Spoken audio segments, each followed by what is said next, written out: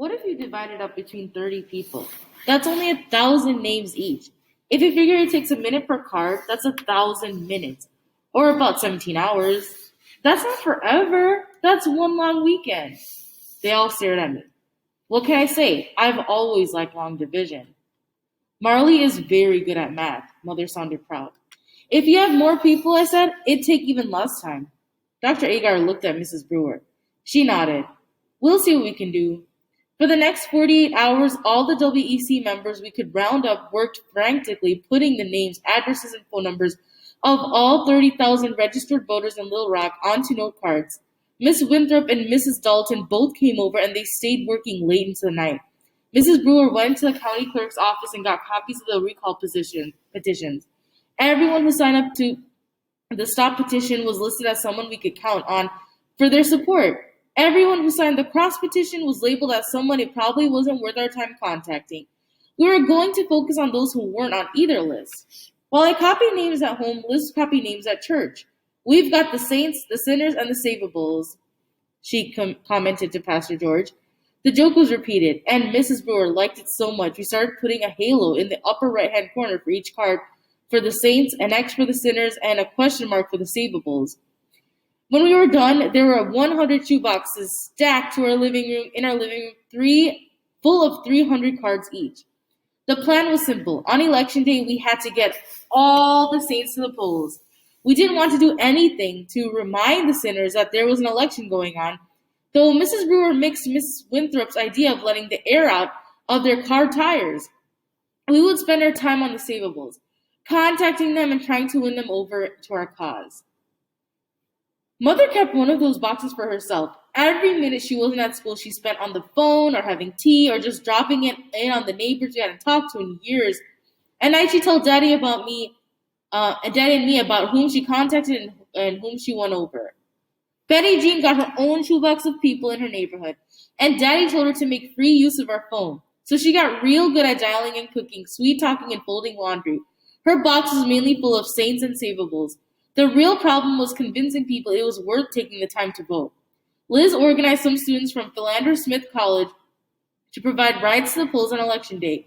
People want to vote, but we have to make sure they can get there. I helped with the rally stop. I helped with the rally stop held on May 19th at Robinson Auditorium to get people organized about the election. Pastor George held a separate rally for Negroes at Dunbar Community Center the same evening. I thought it was odd that even though we were working together on a common goal, we still had separate rallies, but no one had said a word about it. Chapter 47, The Keys. Mother and I were supposed to go to the zoo the following Saturday to celebrate finishing all 30,000 cards, but when Saturday came, Mother had a migraine and had to stay in bed. I'm so sorry, she said. We've all been working too hard. You go on and have fun. Didn't think it'd be too much fun by myself, but I went on the bus. On the bus, I thought about how Liz and I had often met at the zoo on Saturday afternoons last fall. Maybe she would be there today. I tried not to get too excited, but I ended up running all the way down the hill to the lion's cage. She wasn't there. I was disappointed. Instead, two young men were standing there, their belongings spread out all over the bench. They were throwing stones at the lions. One of them, a big burly guy with a leather jacket, had bad aim, but the other, a blonde guy, had a strong arm. He hit the poor cats again and again, and there was nowhere they could go to run away. I opened my mouth to yell at him to stop. When he turned around to pick up another rock, I saw his face. It was red. I ducked down behind the bush, trying not to shake. What was he doing there? The zoo was my place, the place where I felt safe and comfortable, and he was ruining it. For the first time, I had an inkling of what it might be like to be Liz, to feel compelled to say something, and I actually had to recite the times tables to keep my mouth shut. So I was already thinking about Liz, which is maybe why I didn't quite register that when I saw her walking toward me, right past Red and his friend. I stood up and when I saw her, but that was stupid because Red might see me, so I ducked back down again. Of course, Liz had seen me, and through the bushes, I watched as she opened her mouth to call my name. I jumped up again, throwing my hand over my mouth to tell her to be quiet, and pointed over to the monkey cage. My heart was pounding as she made her way over to me. Marley, What was that all about? Liz asked. At least she had the good sense to whisper. That was Red, I said. You walked right by Red. Liz went pale. Where? By the lion cage. Liz glanced back, though she couldn't see him from where we were standing. I didn't recognize him, not without his football uniform. Don't think he knows what you look like, but if he sees you with me, I didn't have to finish the sentence. What do we do? Asked Liz. JT said he has a dynamite in the trunk of his car. So, said Liz.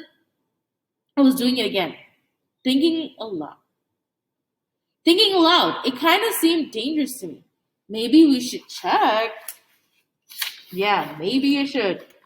How? Asked Liz. On the bench.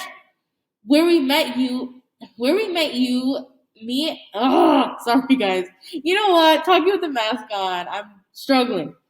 Where we met and you gave me the Magic Square book, I saw a football jacket and some beers, and I think that was a ring of keys. There was a ring of keys. That's crazy, said Liz. It was crazy, but the police aren't going to do anything. I said, Daddy already called them. Well, said Liz after a long moment, I guess it's up to us. I nodded. By the way, she said, it's nice to see you. Yeah, I said, you too. We spent the next hour hiding in the bushes, waiting to see if there would be an opportunity to snatch the keys.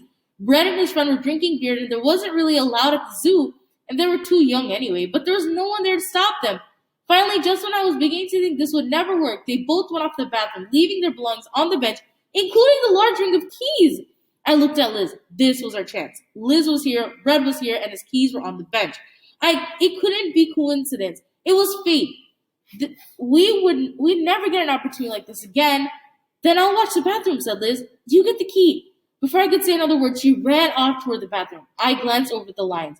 One of them lifted her head and looked at me as if saying, please save me from those rocks. Thinking about the rocks made me angry, and being angry made me forget about being scared. So I walked over to the bench and picked up the keys. It was a simple silver ring, but there must have been 100 keys on it. Okay, so it was probably more like 15, but still, why did a guy like Red need so many keys? It felt like my fingers suddenly swelled to 3 times their size, like cooked sausages splitting their skin, and as I tried to flip through them, all of them, there were 2 with the word Chrysler on the top, and I didn't know which one was for the trunk, so I decided to take both. The first key came off real easily, but the second one kept slipping. Liz came running back around the corner. They're coming! I put the ring back on the bench as we ran to the safety of the monkeys in the bushes. Red and his friend came back, picked up their stuff, and went deeper into the zoo. Liz sighed. Thank goodness. They didn't notice anything was missing. But there were 2 keys, I said. I only had time to get one. I'd been clutching my fist so tightly it left an indentation on my palm when I opened my hand to show it to her. Liz nodded. Some cars have 1 key for the door and ignition and the other key for the trunk and glove compartment. She picked up the key and looked it over before placing it back into my hand. Let's hope you got the right one. We ran up the hill to the zoo parking lot. My clenched fist with the key by my side. My heart was beating as loud as an airplane engine. No one paid us any attention at all. There were only a few cars in the parking lot. One of them was the old gray Chrysler Windsor. I glanced inside. There were fishing rods and a tackle box in the backseat of the car. Is this it? Liz asked. I nodded. It was your idea, she said. You try the key. I knew I had to do it. I took deep breaths, trying to remember that I was brave, but I couldn't move. I was literally frozen to the spot. I couldn't believe it. I was going to ruin our one and only chance to steal the dynamite back because I was too big of a coward to open the trunk. Then the lions did something I'd never heard them do during the day. They roared. It was just a little roar, but it worked. I counted 2, 3, 5, and then I tried to take the key in the lock. It got stuck. The lock was rusty, but the key probably wasn't the right one anyway. I sighed and tried once more. The key turned, and I heard a click. The trunk popped open. Inside was a dynamite. My old satchel was in the trunk too, but the sticks had fallen out of it, and now they were strewn all about the trunk. Well, I'll be a monkey's uncle, Liz said. JT was right. I glanced around the parking lot. There was no one there. If someone did see us, there were just 2 girls standing in front of an open trunk. Let's go, Liz said. We'll call the police. No, I said. We have to take it. What are you talking about? I already called the police. I reminded her. They aren't going to do anything. If you tell them that you saw it with your own eyes, Red will move it. Even if we leave the key in the lock, he'll know someone was... Liz sighed. Of course, you're right. We looked at the dynamite in the trunk. The cylinder stared up at us. I don't want to touch it, Liz said. Neither do I said. On the other hand, said Liz, if it's been rolling around in his trunk for a week now and hasn't gone off yet, surely it's okay to... She reached in and picked up a stick and placed it carefully back into my satchel. Just like picking up a crawdad, she said, but neither of us smiled. I picked up the next stick. No one blew up.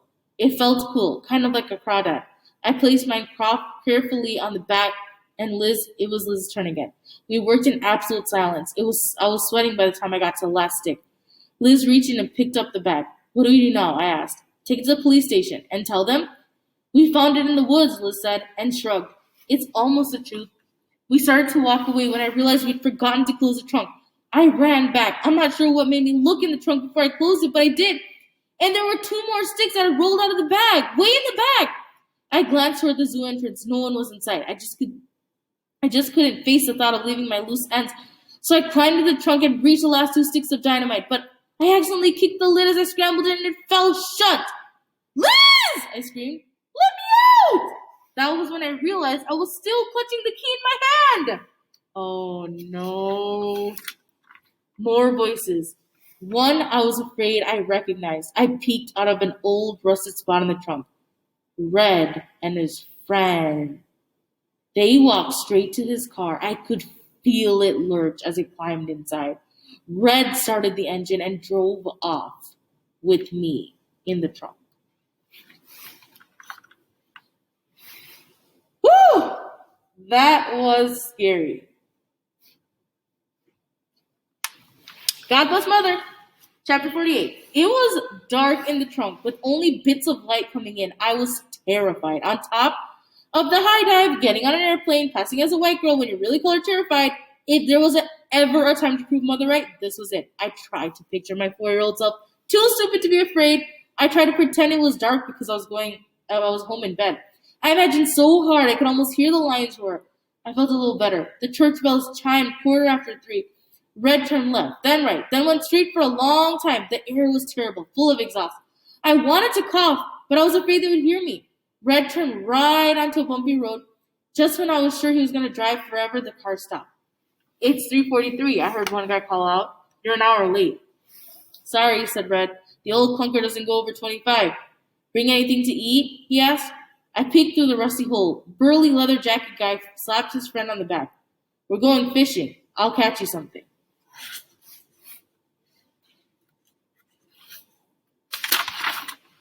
They finally walked out. When I couldn't hear them anymore, I made myself count to 100. Then I tried to open the trunk. Only one problem. I could feel the lock, but there was no catch on the inside. Where would they be? Who would be stupid enough to jump into a trunk? I kicked at the trunk. Even made a dent in the metal, but it still didn't open. Think, Marley, think! There had to be some tool. Something I could use to pry it open. I felt around. My fingers closed on a cold round cylinder. Yikes! The dynamite. I forgot it was still there. I dropped it like a hotcake and backed away as far as the trunk would allow, which is only about an inch or two. I tried to imagine a magic square in the area of the circle for solving for why, but it didn't work this time. All I could think of was how when Red came back and opened the trunk to put the fish he caught inside, he was going to kill me. Then I thought worse. What if he didn't open the trunk? How could it be? I still had the key. Would he even notice it was missing? He thought the diamond was still there, safely locked away. What if I was locked in here for days? What if I had to go to the bathroom? How long can I survive in there? If I hadn't even had a chance to say goodbye to Liz, or David, or Judy, or Daddy, or Mother. Oh, Mother. God bless Mother. If I had my purse, the letter opener would be inside. I felt around the darkness. My purse was still slung over my shoulder. I pulled out the opener and, fumbling in the dark, placed it next to the trunk latch. Maybe I could use the letter opener like a pry bar to force the trunk open. I took a deep breath and slammed my hand down on the letter opener. The blade broke off the handle. I felt around the darkness, but the blade must have slipped down somewhere because I couldn't find it. I kicked at the lock. Nothing. Panicked. I picked up the letter opener handle and pounded at the lock again and again until finally the trunk popped open. Sunlight shone in, blinding me. I gulped in a deep breaths of fresh air. I was free. Then I froze because I wasn't free. I was stuck in the woods with 3 scary boys who would likely kill me when they realized I'd stolen their dynamite. So I did the only thing I could do. I grabbed my purse, counted 3, 2, 3, 5, then jumped it out of the trunk and ran. I made it about 25 feet before I fell down. For a second, I thought I'd been shot. Then I remembered they were fishing, not hunting. I listened. There was silence. The boys must still be down by the river. There was no one around.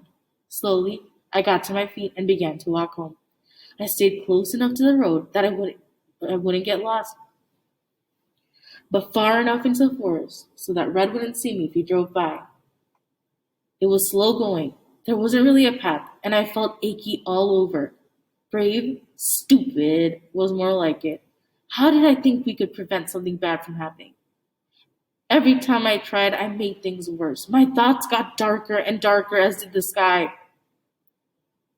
Pretty soon, it started to rain. Finally, I came to a farmhouse. I didn't even care about getting into trouble anymore. I just wanted to go home. I went up on the front porch and knocked at the door. No one answered. There was no car in the driveway. I tried the front door. It was unlocked. Hello? I called out. Is anybody home?